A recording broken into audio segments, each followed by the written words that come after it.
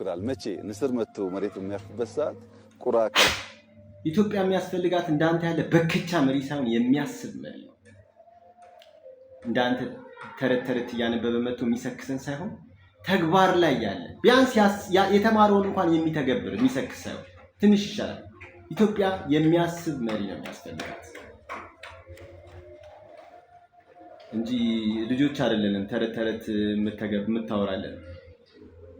እሱ የተቀዳ ተረት ራስ ፈጥረህ እንኳን አይደለም።